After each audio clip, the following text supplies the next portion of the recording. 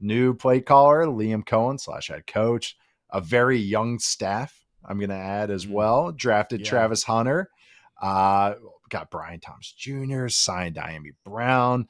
I think you and I have talked about this offense a little bit. Both of us are just like coming to the same conclusion. Very excited and very interested, but man, I'm scared about that offensive line. And I just think that against a Panthers defense that, was dead last in a lot of stats last year. They did add a lot of pieces, but I don't think they're going to improve that much.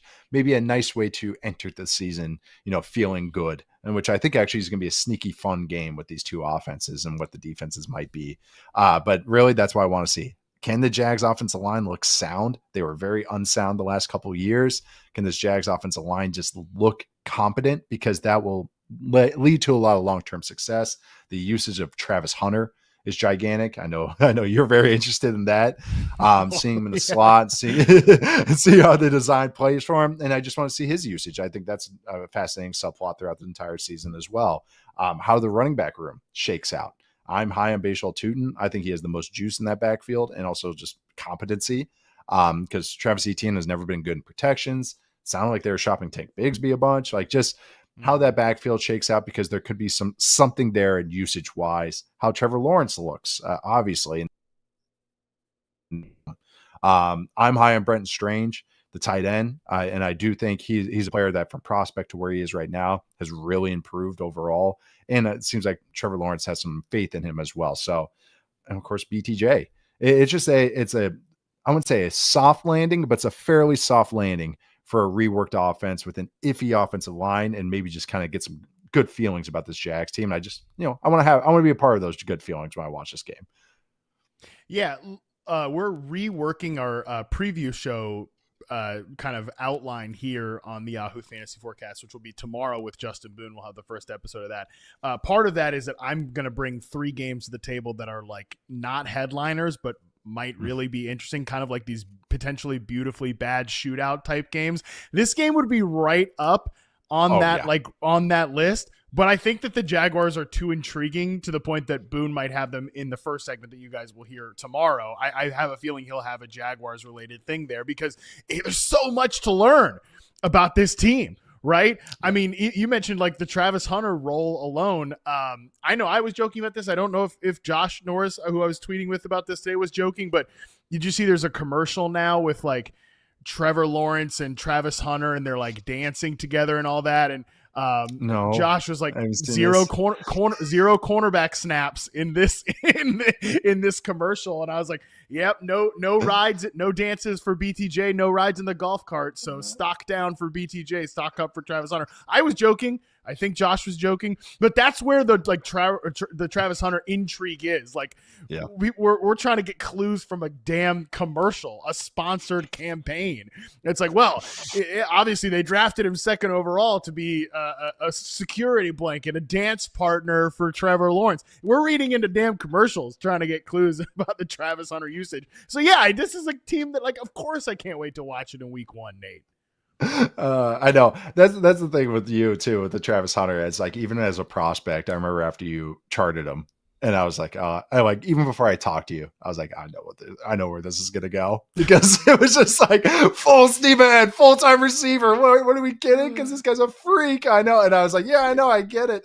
He's raw, but I get it. Corners, please. We get those. You can find those anywhere. I know. And it seems like the Jags coaches did the exact same thing. They're like, we know we got him in that corner, but hey, have you seen him play receiver? And that I'm just excited to see it. Like, they're such a weirdly made team. They're coming out of the Balky years, and he was just such a dark cloud over this whole entire franchise. Even if he did have some nice draft picks at the end there, it's just that there's some good feelings with this team, and it's just I couldn't only go so far as the entire team makeup and everything. But the thing is, I think they're gonna have some real highs. I really do, and I think it's gonna be enjoyable to watch because the talent's really cool.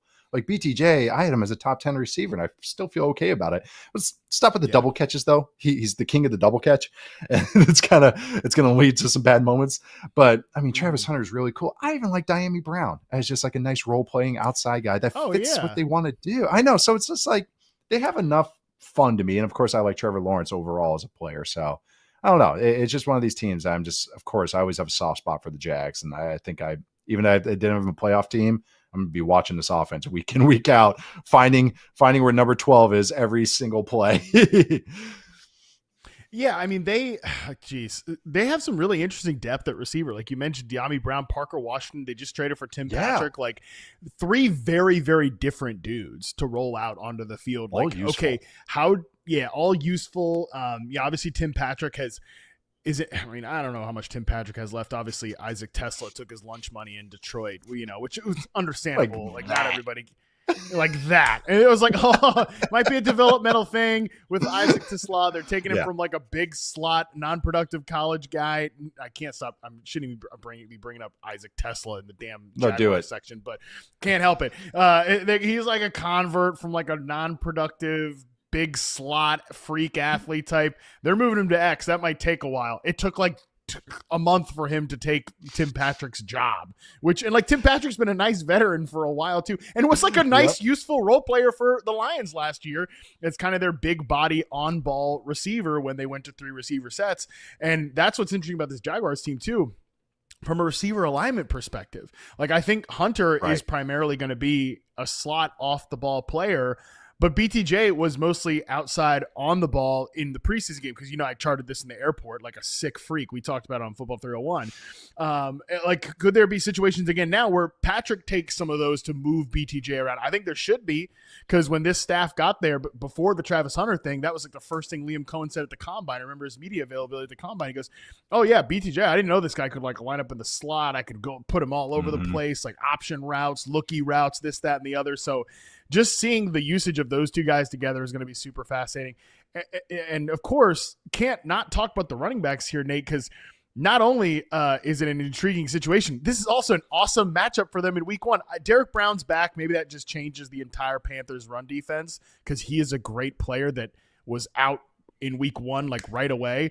But theoretically, like if you needed a desperation play, you could at least look at like a Travis Etienne or maybe a Bajal Tootin. I have we have no idea, but this theoretically is a good run defense for them to get here in week 1.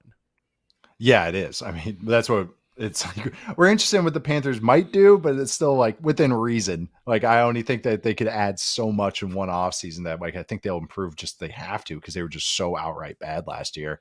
But then that's the thing. They go against the Bengals defense. We have the nice little schedule here on YouTube right here. Bengals defense next, who I think will be pretty poor against the run. Yep. Texans defense actually too is susceptible to explosive runs, which is something that like this offense too is like Liam Cohen's a big screen guy. And I think receiver screens. And then the 49ers have wow, this is actually a great point.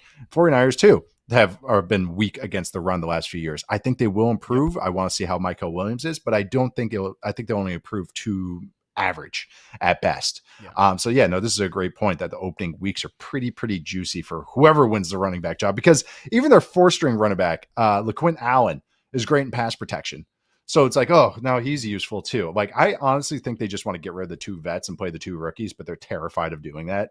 But that's like, I think over this season, we'll see how week 1 plays out. The 2 young guys just start eating into the 2 old. They're in their mid-20s, but the 2 older guys as reps as the season goes along. Yeah. And I mean, shoot, you just brought up 11 personnel too. Like they have some good blocking tight ends. So like that frees up Strange. I want to see how they use that formationally. And, and I mentioned the screens again, the receiver screens with Liam Cohen were so good last year with the Bucs. And you got 2 awesome screen guys in BTJ and Travis Hunter and a quarterback that can get the ball out quickly. So this is another offense along with the Bears where I think those receiver screens are going to be weaponized because of the personnel.